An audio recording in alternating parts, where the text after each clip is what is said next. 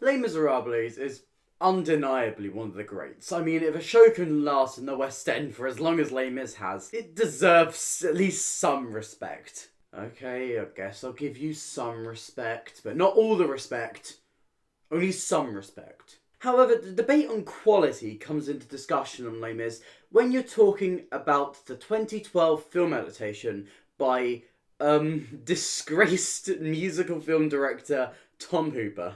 But could Les Mis truly ever be transferred to film? Or was this adaptation doomed to fail? Let's take a look at it.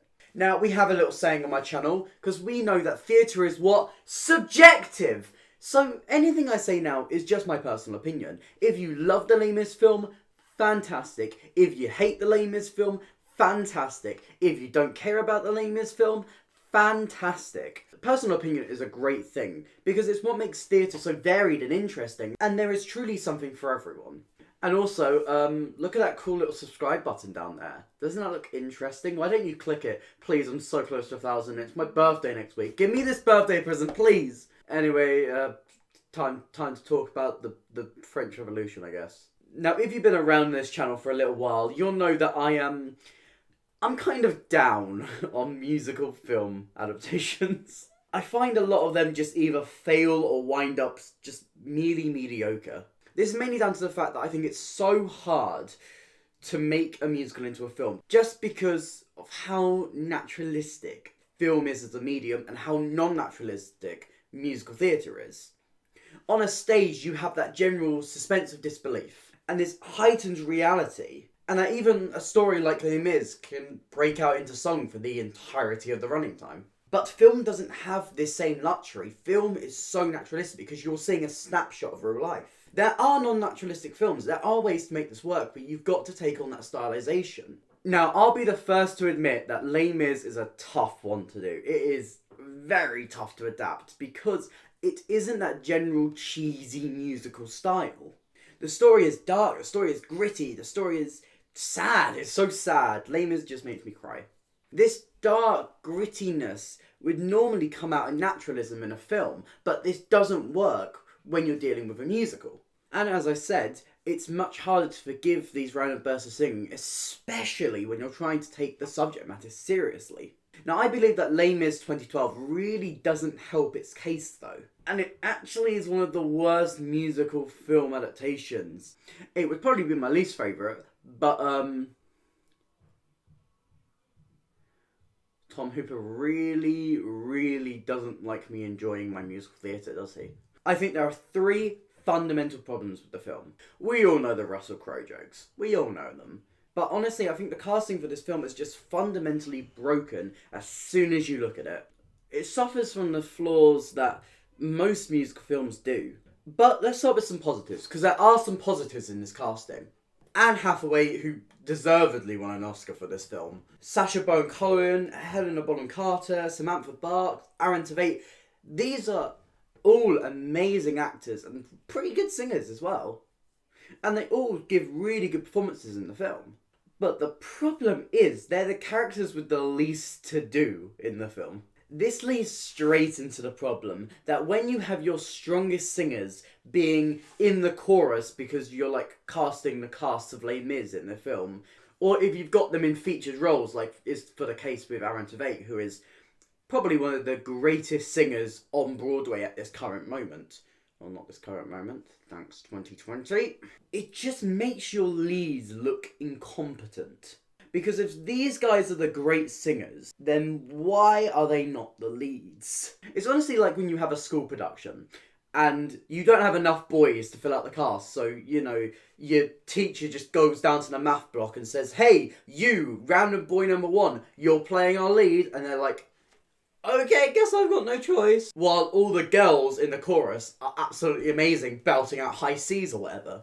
Now, Hugh Jackman isn't a bad singer, but this style isn't his forte. And honestly, I feel so bad for Russell Crowe. I feel so bad for Russell Crowe, because I bet he's not that bad of a singer, but he's given this style that just is really difficult to perfect, and was probably given only a little bit of time to do it and maybe not enough vocal coaching. But these are your two leads. You're going to bring down the entire thing by having your two main characters be the weakest singers in this style, at least. And the sad thing is, they're the ones who get the blame. They're the ones who are the butt of the jokes, especially Russell Crowe. But actually, the problem comes from the thought that you have to have an A-list cast. Let's be real for a second. This is Les Mis. I can forgive stunt casting in The Prom because, one, it kind of works on a subtextual level. Like, you've got the stunt casting with the celebrities and you've got some lesser known stars or some new faces as the kids. And the show needs that kind of boost of people like Meryl Streep and, I can't believe I'm saying this, James Corden, so that other people might see it, because it's not a household name. I can kind of forgive the stunt casting in stuff like the NBC musicals, because that's a TV slot. It doesn't have the same marketing power as a big blockbuster film. But this is a big blockbuster film. Honestly, this is the musical. I would probably say this is the most popular musical of all time. You have Universal Studios behind you. You have Delphont and Macintosh behind you. You don't need the stunt casting here. Sure, it might help a little bit, but you don't need it. Prioritising the money here over the art brings it down a lot. Now, I am very forgiving of stunt casting in most cases, but it's not always that you get stunt cast the lead. That's where I kind of criticise it a bit more. It's why, even though I was initially hesitant about Joe Sugg Waitress, I kind of forgave it because he wasn't the lead and there was still so much positive in there. And to be fair, he actually did a pretty good job. Like, if you saw Joe Sugg Waitress, he did a pretty good job. For someone who isn't trained in musical theatre, doing that 8 shows a week is impressive, and hats off to him. But when they're the focus, when they're the glue that's holding the entire film together, it's just going to bring it down. The director just puts this immense pressure on the actors, and then they buckle under it, and then they're the butt of the joke. Now, I don't know if Russell Crowe is a big fan of musicals. I really don't. But if it was me in his position, if I was in a film and I did a bad job because of bad casting from the director and I was made the butt of the joke for years and years and years after, that would really emotionally affect me. I guess this just really annoys me because what he suffers from is... Okay, let's be honest. Whoever thought Tom Hooper was the right person to direct a musical has been spraying themselves with delusion. Convince yourself. Now, that's no dig against Tom Hooper. Actually, no, he gave us Cats, so that might be a dig against Tom Hooper. But in all seriousness, his style of filmmaking doesn't really fit musical theatre. Les Mis is such a spectacle. It's a musical. It needs something much grander. But I will admit here that Les Mis is a bit more dark and gritty, so you can't really get someone like the Glee Man. Now, there's smaller weird decisions he makes, or people in his team make, and, you know, I will be generalising a bit here, but he is the director. He does oversee all of this. It is the director's job to point at things and say, that works, I like that, maybe tune that up a little bit. That's the director's job. They're overseeing the entire project. They need to have a little bit of knowledge in everything. But there are so many weird decisions. The one I point to every single time is just how they undermine Javert's death with the weird sound effect as he falls into the river. Like, honestly, you've got these dark and gritty moments and you're just making them feel laughable. But even to the fundamentals, this feels broken. He's so obsessed with extreme close-ups that it takes away from the overall film and the overall storytelling of it. Take Valjean's soliloquy, for example. That sequence is almost entirely a close-up as Jean Valjean just paces down a corridor. That's not interesting to watch. It's okay on stage, mainly because you have someone who's a very good singer. But there is so much more potential that you get with this new level of storytelling. As Valjean is contemplating, you can do a panning shot from the gold that the priest has given him in his hand upwards to his face. You can show us actually ripping up the papers in time to the music, cutting between close-ups on him and close-ups on him ripping up the papers. You can use more than one location. You can show him pacing around this entire place to show how long and hard he's thinking about this and how it's just emotionally tearing him apart.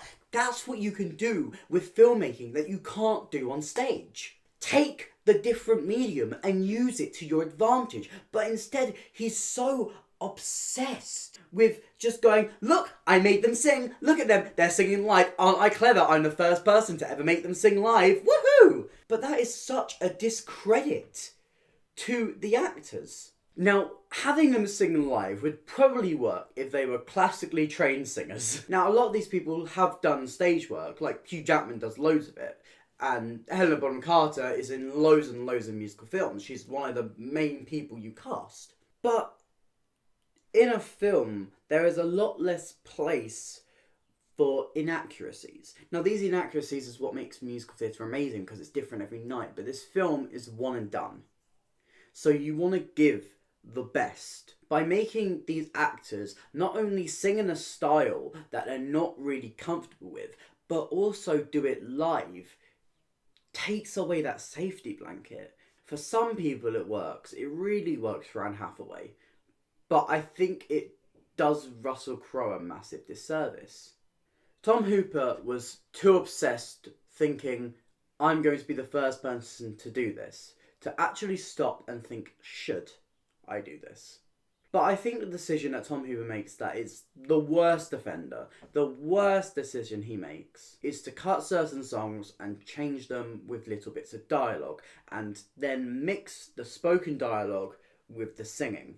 With musical theatre, you are all in or you're all out. A naturalistic musical does not exist. It is a contradiction. I think a lot of the film's problems would be fixed if there wasn't the random bits of spoken dialogue. Because I think it's emotional whiplash when you're going from spoken dialogue into the weird sing-songy style of Les Mis. Come, Inspector.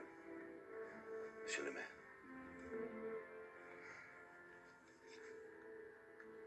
Please know me as chauffeur. Eyes forward! Eyes to the roofs! Eyes to the roofs! Thank you, monsieur. Give me no thanks, monsieur. Get up, monsieur. You've got some nerve, you little slut. You've got some gall. My Christ, you'll pay for what you've done. I guarantee I'll make you suffer. I beg you, don't record, mister. I'll do whatever you may want. Excuse me, please. Like, it just becomes laughable at a certain point. In the words of the prom, go big or you've blown it. It's time that you own it. And make it clear that tonight belongs to Jean Valjean. Les Mis is long. The musical as a whole, I think it's about 2 hours 40 without the interval. So the film does kind of match this runtime. Now, surprise, surprise, this film being so long doesn't really work because there's no interval. You can put an interval in a film. I remember going to a showing of Harry Potter and they had an interval for some reason, which was a bit interesting, but okay. And a lot of old musical films have put an interval in there. But I do understand why they took the decision not to do the interval. Because film audiences aren't always used to it. Now, the film does try to shorten songs and moments to try and get that runtime down. And it does so much moving around of these songs to try and get the pace feeling more natural. Now, I'm not against that. Actually, I'm all for that. I think, when you're adapting something to a different medium, there's always going to be things you have to change. However, I feel like the decisions don't end up benefiting the film by the end. Take the movement of I Dreamed a Dream. If you have this before Lovely Ladies or after Lovely Ladies, it doesn't really change much. It doesn't hurt the film by moving it, but it doesn't benefit it either. In the film, the death of Eponine changes from her taking a letter to Cosette and then getting shot on the way back to her sacrificing herself for Marius. Both deaths come because of Marius, technically. And both are tragic, but is there really too much of a difference? Does one really feel that more powerful than another? And actually, we do have a musical film that changes a lot about the source material and actually works, and it's called Sweeney Todd, the Demon Barber of Fleet Street. Now, whatever you think about Johnny Depp and the other actors in this film, I respect the Sweeney Todd film so much because it doesn't shy away from making those changes that are needed when you're taking a film from one medium to another. The difference I want to focus on here is that they take away the chorus. Now, this does make a big change because it changes the focus of the piece more onto the main characters, more onto these lead characters who are the whole driving force behind the morals and the flaws and characters and the whole idea of revenge not working out how you want it to work out. This decision benefits that film. But here we just get changes that feel like they're just for the sake of changing things. And then because of this weird mix match, pushing songs from Act 2 into Act 1, the way that they go straight from One Day More into Do You Hear the People Sing, which feels so... yeah, I don't like it. It makes it quite a hard thing to watch in one go. So much so that I had to give myself the interval. I had to give myself the interval in the film. Now, as I said earlier, Les Mis is a very tough thing to translate. And honestly, after watching it again, I sat there and wondered even if they should have tried. I mean, think about it. This show is probably the one that has the most pro shots. I mean, a lot of them are concerts, yeah, but Les Mis itself is pretty concert-y. And I don't think the show will ever close in the West End. If it does, I will eat my shoe. But even if we did need this film, I think Tom Hooper's version is one of the weakest ways to do it. The casting does the actors so dirty. Every weird decision undermines the emotional impact of the show. It doesn't go 100% into the style that it should be, which makes it just so laughable. It has this sense of a general lack of understanding of what a musical is that I feel like comes from Tom Hooper, mainly because of the fact that Cats suffers the same problem of not understanding what a musical is. It's one of those films that really, really grates on me. However, the beauty of art, the beauty of theatre and film and all media is that it is so subjective. It's why I have that phrase on my channel, theatre is so subjective. So I'm sure there's people who will either forgive it for its flaws because it's Les Mis, or just generally like it. And that's okay. I love that. There is something for everyone. And I will always have the original stage show. I'll always have the concert versions. And if you like the film, you'll always have the film. Thank you for watching me rant about the Les Mis film for however many minutes straight. If you enjoyed this video, please consider hitting subscribe. Please, I'm so close to 1,000. What's that? Do you hear the people sing for another Damn Talk Theatre video? Yes, I do. They're on screen right now. But that's it from me today. And hopefully, I'll see you next time. Bye!